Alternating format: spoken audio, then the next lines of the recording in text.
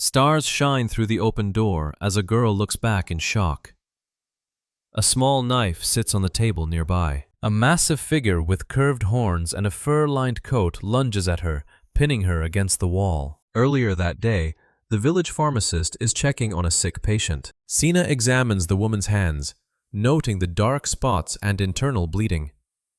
This isn't just a simple cold. She holds up a sprig of sweet clover, explaining that it's the source of the poisoning. The woman's son breaks down in tears, blaming himself for their poverty and his mother's illness. Sina rests a hand on the boy's head, telling him he did nothing wrong. She praises him for being brave enough to gather ingredients and try to help his mother on his own. The pharmacist tells him that the plant can be put to better use than just medicine. She explains it can be turned into rat poison to help the local farmers, giving the family a way to earn money. This is Senna, a woman who definitely knows her way around a medicine cabinet. While she acts like a pro, she's actually only been doing this for a few months. In her past life, she was Sato Sena, a researcher for a pharmaceutical company in Japan. After waking up in this new world, she saw how far behind their medicine was and decided to help. On her way back, a local boy named Rai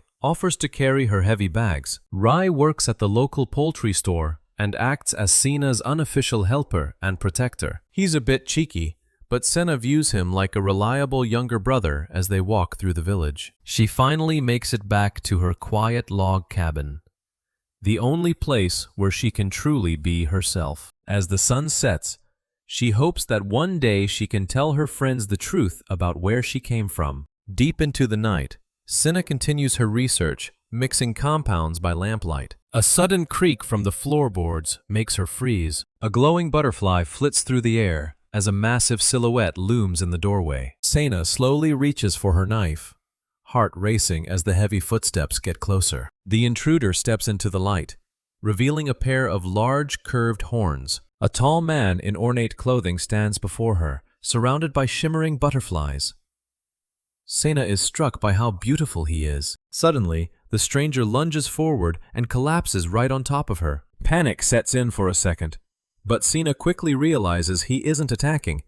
He's incredibly sick. The man slides to the floor, his grip tightening on her arm as he loses consciousness. The sight of him collapsing triggers a painful memory of her own mother falling ill back in Japan. She pushes the trauma aside, focusing on the patient lying on her floor. Sena manages to get the heavy stranger into her bed, tucking him in as the night grows colder. She knows it's risky to let a total stranger into her home, but as a pharmacist, she can't just leave him to die. She checks his pulse and tongue, noting his high fever and the sweat soaking his clothes. She scans her shelves, trying to figure out which natural remedies can help cool down such an intense heat. She decides on a traditional recipe called byaku soup, designed to moisturize the body and clear out fever. After preparing the medicine, she sits by his side to keep watch through the night. Sena wipes the sweat from his brow, quietly wishing for the mysterious man to recover quickly. He remains deep in a feverish sleep,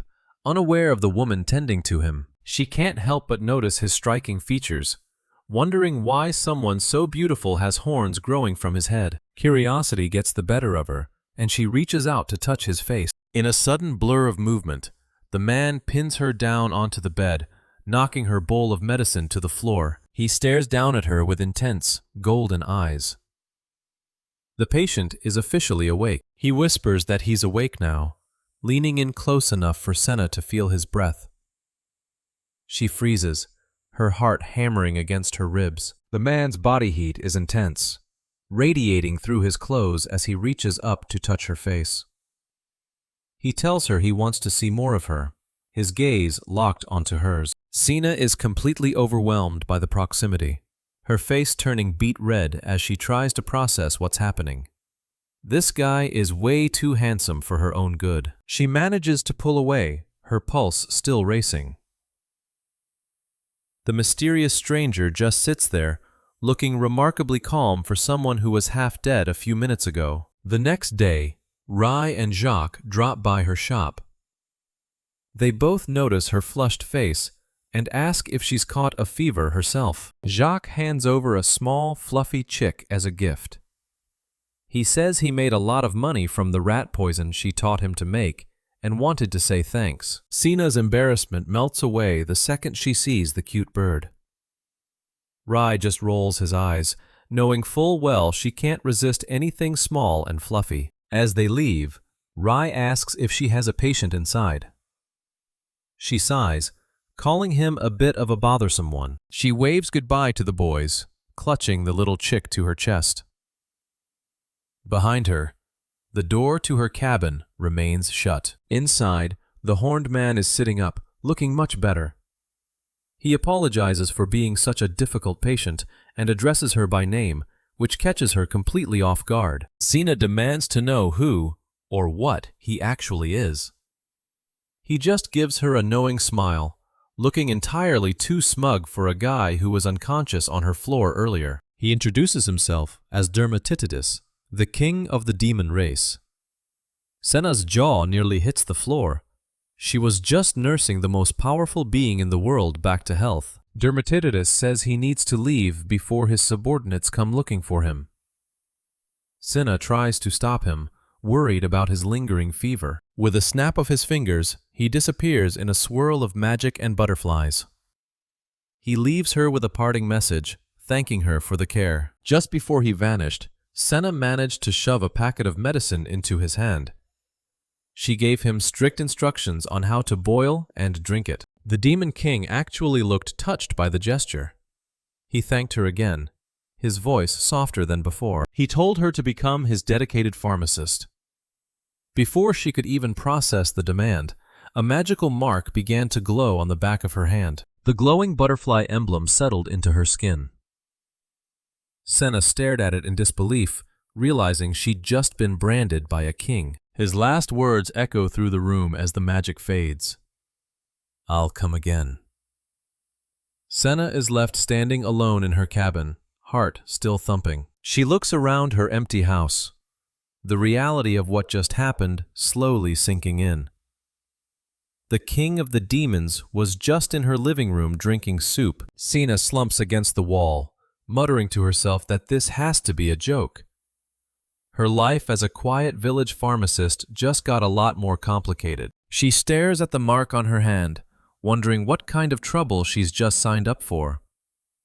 No matter how much she rubs it, the butterfly doesn't budge. 3 months pass by in a flash. Senna has settled into a routine, though the mark on her hand is a constant reminder of that strange night. She's surrounded by her growing collection of chicks, which have become her pride and joy. She hasn't seen the Demon King since he vanished. She starts overthinking things, wondering if those strange feelings from that night were just pheromones. She tries to convince herself she's over it. After a good cuddle with one of her birds, she manages to calm her racing thoughts. She figures she probably won't ever see him again anyway. While walking through the village, she realizes it's been months since she last heard anything about the Demon King. He's likely forgotten all about a simple human girl. Rai spots her and shouts out a greeting, holding up a bag of eggs and meat. He's always looking out for her, making sure she's eating right. They meet up outside the chicken shop. Rai thanks her for her continued business, though he still thinks she's a bit obsessed with her pets. Sina fusses over her birds, naming them all and talking to them like they're people. Rai just watches, looking entirely done with her nonsense. She proudly tells him she's a qualified chick appraiser on top of being a chemist. She even lists off a bunch of other random licenses she's collected over the years. Rai is genuinely impressed, though he doesn't understand half of what she's saying. To him, she's just an incredibly smart and slightly weird big sister. He admits he's a bit envious because he doesn't have a single thing he wants to do with his life yet. He feels like he's just drifting. Sina tells him that's perfectly fine and hands him one of the fluffy chicks to cheer him up. She says he's still young and has plenty of time to find his path. She encourages him to think of the future as having infinite possibilities. She's sure he'll find something that makes him excited eventually. Sina's infectious optimism and bright smile clearly have an effect on him. She truly loves her life in this village and the people in it. Ray breaks into a wide grin, thanking her. He jokes that whenever he hangs out with her, everything seems to get flipped upside down. Sina suddenly remembers the stranger and asks Rai if he's ever seen a tall, handsome guy with horns around the village. Rai's expression shifts instantly. The atmosphere turns heavy as Rai's face goes pale. He looks at her with wide eyes, his voice trembling as he asks if she's actually met someone like that. He grabs her shoulders, looking more serious than she's ever seen him. He warns her to stay far away from anyone matching that description. Confused by his reaction, Sina heads back to her cabin. She calls out that she's home, not expecting anyone to actually be there. She stops dead in her tracks. Sitting comfortably in her chair and sipping tea is the Demon King himself. He looks up and calmly welcomes her home. Dermatitidis explains that he stopped by while inspecting the area near Tropical Village. He mentions that the medicine she gave him before worked wonders on his condition. With a snap of his fingers, he produces a massive pile of gold and jewels as payment. Senna is completely overwhelmed, waving her hands and insisting she can't take that much cash. Sina is mentally buffering, trying to recall his long name. He tells her people usually call him Mausama or Master, but Your Majesty is also acceptable if she's struggling. She settles on Dursama, a nickname that's definitely more casual than most people would dare use with a Demon King. She immediately worries that she's being rude, but Dermatitidis just looks at her with a blank stare. She starts apologizing for the sudden pet name. Suddenly, he leans in with a loud thud, pinning her against the door. He looks like he's about to pass out again, his weight leaning heavily against the wood. Sina freezes, squeezing her eyes shut as the powerful man slumps against her. It seems his recovery isn't quite finished yet. Honestly, if he's going to faint every single time he visits, she might as well just put a guest bed right by the front door. It'd save everyone a lot of trouble. Dermatitidis apologizes for being so careless as he lies back down. Sina tells him to take it easy, mostly because her own heart can't handle this kind of excitement. She helping him rest and decides to check his vitals. He tries to sit up, but she tells him he doesn't need to move. She's checking his pulse. Sina switches into full pharmacist mode, performing a thorough medical exam.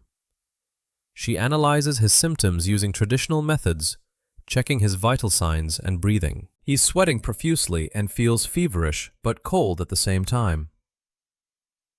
She decides a mix of Judas branch and astragalus root is the best way to handle his weak state. Dermatitidis thinks having a personal chemist is a pretty good deal. Sina asks why someone with such a robust body has such a fragile constitution. He casually admits he was poisoned a while back, calling the whole ordeal an utterly dull affair. Senna is shocked by how lightly he takes it. A few days pass, and Senna is back in the kitchen preparing ingredients.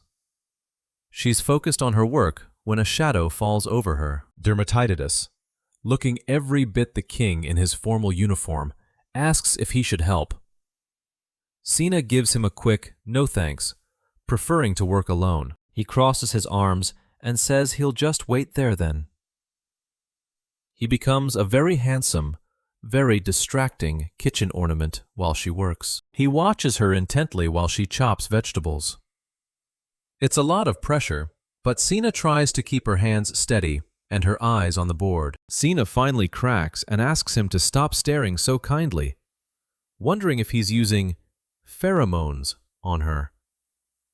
He looks genuinely confused by the accusation. Her face is burning, and she notices that even his horns are starting to turn a bright red. Panicked by the awkward vibe, he suddenly zooms out of the room. Sina reflects on how quickly he rushed home that day. She sits in the grass, the quiet village landscape stretching out before her. She remembers Rai's warning about not getting close to horned people. But then she thinks about the gentle expression she saw on his face. She looks at the mark on the back of her hand, wondering what it truly means to be linked to someone like him. Despite all the scary stories, She realizes she just can't bring herself to see him as a villain. To her, he seems different. She thinks back to another time they spent together in a field. Their Metitidus looked remarkably peaceful sitting among the wildflowers. They sat there in a comfortable silence, just two people enjoying a sunny afternoon. It was a rare, normal moment for both of them. He tells her she can call him any time. Senna gathers her courage and asks if he'll actually come by again soon. She admits that even though she's his chemist, she doesn't know much about him as a person. She wants to change that. Sina blurts out that she wants to become friends. She immediately gets embarrassed, wondering if that's considered rude to the king of the demons. He doesn't look insulted. He looks surprised. Suddenly, the ground begins to tremble, and little sprouts start popping up everywhere. Magic hums through the air as flowers begin to bloom in an instant. Senna is speechless as her simple request triggers a massive reaction. With a surge of power, he turns the entire hillside into a breathtaking sea of flowers. He calls her his esteemed friend and offers her a bouquet. Sina is completely dazed by the beautiful gesture. She can barely find the words to ask if he's sure about this gift. He insists she takes them. He looks a little bashful, his eyes fixed on the bouquet as he holds it out to her. He gives her a smile so warm and genuine, it catches her completely off guard. He doesn't look like a demon king at all in this light. Sina decides the title doesn't fit someone so noble and full of affection. She beams at him, promising to handle his medicine and his health from now on. Back in the present, the bouquet sits in a vase in her cabin, a reminder of that magical afternoon. The stars are bright outside her window. Sina is lazing in bed, looking at the Dursama vase. She laughs a little at herself for coming up with such a cheesy name for it. She smiles to herself, feeling a strange sense of comfort as she drifts off. Her life has definitely become more interesting. Looking out at the starry night, she whispers a quiet hope that they'll be able to meet again soon. The next morning, Senna is making her way through the village on the back of a large, horned cow. It's her usual mode of transport for errands. She spots a familiar face in the marketplace and waves enthusiastically, calling out a greeting to Sarchina-san. Sarcina welcomes her back, and Sina hops off her beast taxi. She explains that she and the cow became fast friends on the road, so it was kind enough to give her a free lift into town. We meet Sarcina, the owner of the local medicine shop. She gets straight to business, asking the energetic young chemist what kind of supplies she's dropping off today. Sina gives a cheerful fufu, clearly proud of her haul. She's brought a massive amount of herbs and medicine, enough to keep the shop stocked for quite a while. The market in Tropical Village is as busy as ever. It's a cozy, bustling hub where locals gather to trade goods and catch up on the latest news. Sarcina looks over the neatly packed herbs.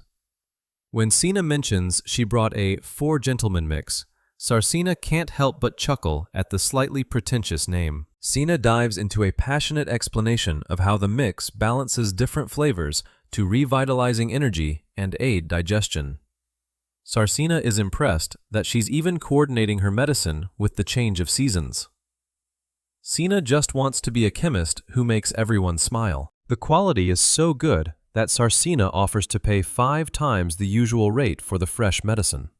She also points out Capson, a regular customer whose family has been waiting for more supplies. Capson, a sturdy and friendly man, greets Sina with a warm smile. He's incredibly thankful, explaining that her special Judas branch mix worked wonders for his daughter's cold. In a burst of genuine gratitude, Capson grabs Sina's hand. He tells her he owes her a great deal, leaving the young pharmacist a bit flustered by the sudden attention. Sina's face turns bright red as she takes in his heartfelt praise. It's not every day she gets thanked so intensely, but it makes all her hard work feel worth it. Capson waves to her, calling her little lady. Sina is glowing, honestly just happy to hear that her concoctions are making a real difference in people's lives. Capson suggests that, since she's such a talented grower, they should try marketing her goods through a co-op. He explains that it's a collaborative organization that helps everyone involved succeed. He mentions that Tropicali has already seen a lot of success with these cooperative efforts. Senna is intrigued, nodding along as she considers the new business opportunity. They agree to meet again in 5 days to finalize the order. Capson gives her a respectful bow as she heads home, already planning her next steps for the co-op. 5 days later, the enthusiasm has definitely caught up with her. Sina is struggling to stay upright under the weight of a massive backpack, practically sliding down the steps of her cabin. She wonders if she went a little overboard with the prep work. Suddenly, a loud crack echoes from her porch, and she looks up, startled by the sudden disturbance. A huge explosion of magical power and dust erupts at the front of her house. The sheer force of it nearly knocks her over, sending papers and dust flying everywhere. Sina finds herself landing on something impossibly soft, like she's fallen face first into a giant marshmallow. She looks around, confused by the sudden cloud under her. Dermatitis is standing there in his full regal uniform.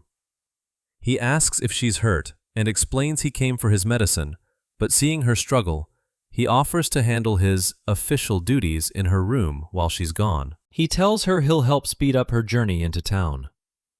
With a casual snap of his fingers, magic begins to swirl around the stunned pharmacist. A brilliant golden light erupts from the cabin, surrounding Senna and her oversized pack in a shimmering, magical aura. A massive rainbow-colored magical bridge arches out from the porch, stretching across the forest toward the village.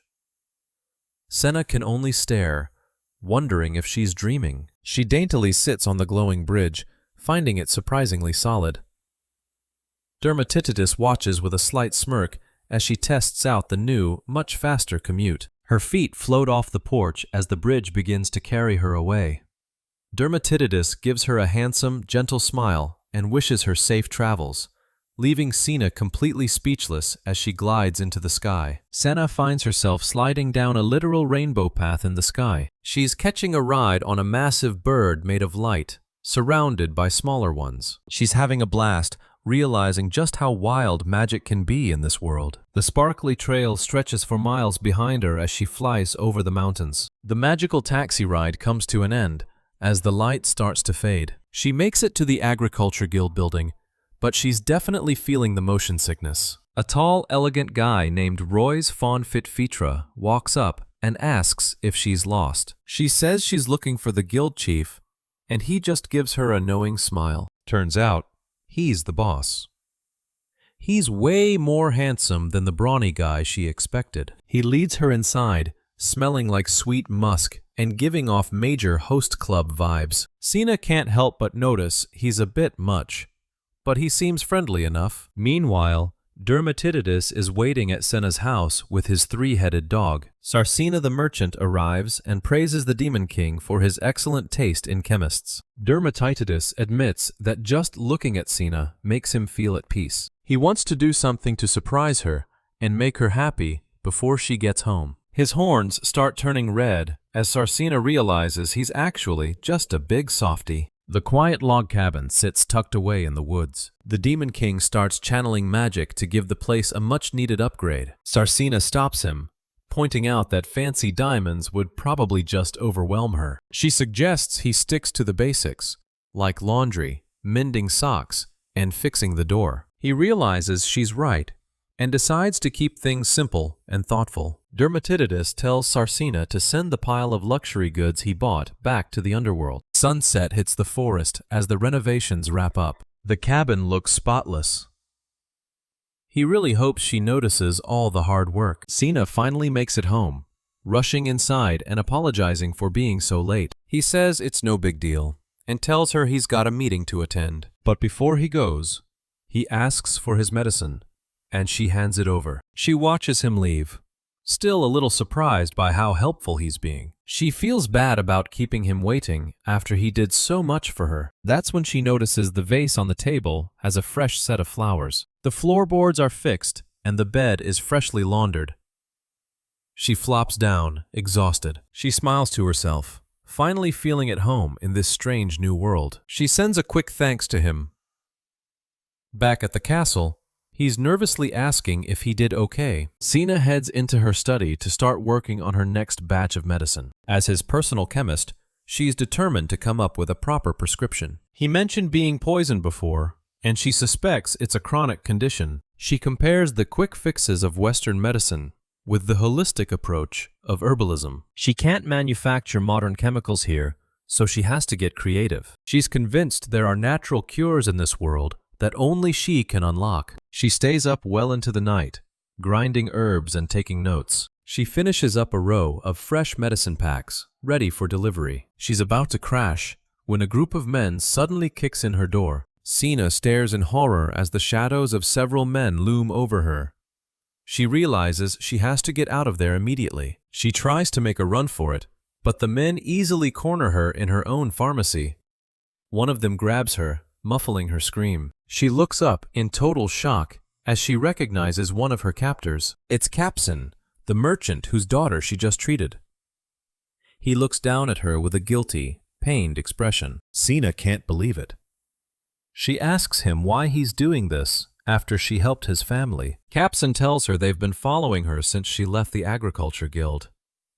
His men close in to secure her. She struggles, but they quickly gag her and bind her hands. Capson watches, looking like he hates every second of this. They throw a sack over her head and haul her out into the night. Capson carries her belongings like he's trying to justify the kidnapping. He whispers an apology, calling her a bad little lady for getting mixed up in things beyond her control. He tells himself he's doing this for his daughter's sake, as they disappear into the dark forest under a full moon. The men trudge through the woods, carrying the bound pharmacist like cargo. Sina is terrified, wondering why they would do something so extreme. If Capson's daughter needed more medicine, he could have just asked. Panic sets in as she starts to fear for her life. The helplessness of the situation triggers a painful memory from her past. She flashes back to her previous life as Sato Sena in Japan. Her mother, a fellow researcher, asks what's wrong. The young Sena was working late, struggling with a research project that just wasn't coming together. She was determined to find the reason behind her failure, showing the same tenacity she has now as a pharmacist. Her mother praised her dedication, seeing her own passion for saving lives reflected in her daughter. But the memory turns dark. They were researching a way to stop a new, deadly bacterium called Staphylococcus filamentous. Despite all their efforts, they failed. The bacteria was too strong. Sena felt powerless as she watched her mother succumb to the very thing they were trying to cure. Back in the present, Sena's fear reaches a breaking point. She mentally apologizes to Dermatitidis for not being able to fulfill her contract. Suddenly, a blinding flash of lightning strikes the forest, stopping the kidnappers in their tracks. A massive wall of magical energy erupts in front of them, lighting up the night sky like an explosion. The men scream in terror, wondering if some kind of monster has found them. Sena looks on, confused and hopeful. A powerful shockwave knocks the men off their feet. Capson drops Sena as the magical storm intensifies. Through the haze, a familiar figure emerges. It's the Demon King, looking absolutely furious. Dermatitidis pulls Sena into his arms, his expression softening as he makes sure she's okay. He explains that he drew a protective magic square around her house that alerted him the moment she was in danger. He turns his cold, lethal gaze toward the kidnappers, telling them they'll atone with their lives for touching his precious friend. Sena desperately begs him to stop, not wanting him to kill them in front of her. He relents, but instead of killing them, he burns a magical brand into their hands.